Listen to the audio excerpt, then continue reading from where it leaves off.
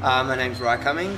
I'm 23 and I was born in Ngari in Australia. Well, I got my first guitar when I was about 5, and then but my kind of break came when I was surfing in Costa Rica, hanging out down there with Nat Young, and then I met Cassie and those guys, and kind of got introduced to a few people from back in LA. Came back here on my way through, and then yeah, things just started happening really naturally.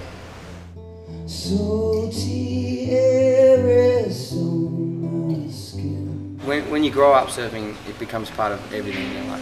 We all kind of know that here at Quiksilver, everyone does, and it's just, you know, it influences everything you do. It's kind of like a bit of your meditation and a bit of your fun. It's all that practice rolled together. So with music, it's an inspiration. I'm often in the surf and I'll come up with an idea and I'll have to get the next one in and just, you know, go pick up my guitar and get it out. Or it inspires you because it makes you travel, and then you learn about the world, and then you start writing more music. And I think they go so well hand in hand, and so surfing's been a big inspiration to my life and music.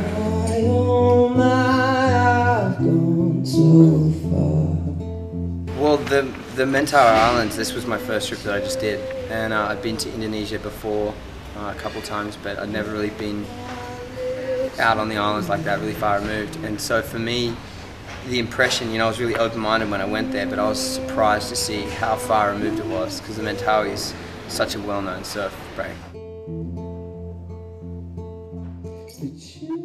Well, the training center for Katiet, it's really unique. There's a lot of things that are different about that compared to other things that have been going on. Obviously, they've done it kind of as a model for the communities to show them what can be done in the area.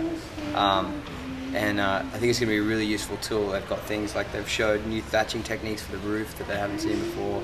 The gardening stuff around it's really incredible that's happening there.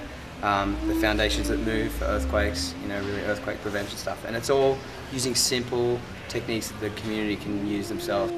The trips really changed what I've been thinking day to day. Even though I grew up on a really small community in Australia and grew up with that basis in my life, living a simple life, I've really come back to thinking every day about, you know, living really simply and what I actually need and what I want, and kind of clarifying, being really humble about what I've got in my life, and I've drawn tons of inspiration from writing.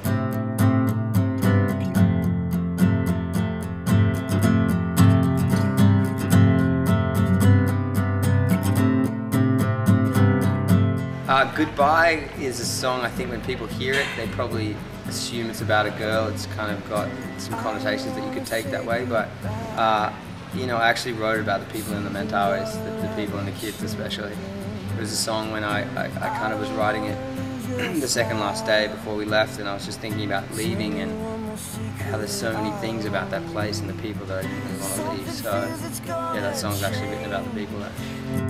And I don't wanna be the one to say, I just wanna stay right here, oh, tonight. I really miss the people there. I miss the kids, I miss the smiling faces, and just that real sense of community.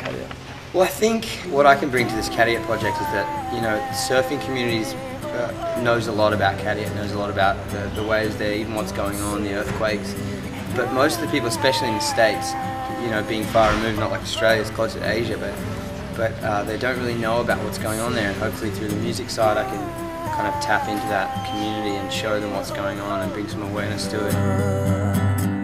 Don't say goodbye. I think we as a collective, as far as in the States, worldwide, just being aware of it and putting some attention on what's going on there, and going in and teaching what we can do to the people, but not kind of going in and taking over the project, helping them and making it something that's a long-term project. I think if we can do that, it would be amazing.